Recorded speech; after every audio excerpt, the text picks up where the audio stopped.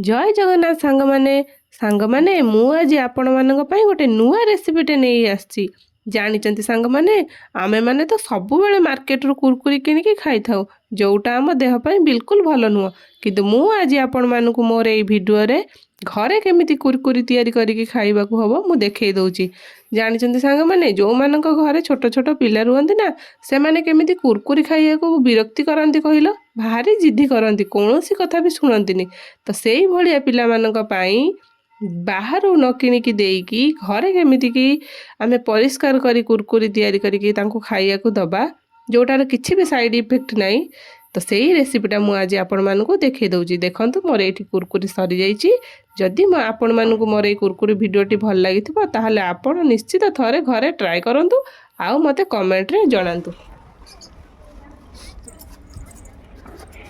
खाई कोनी केमथि हेती कोन अलगा जो देखाउ बाबू खा धन खा रे ताकू परे पीसी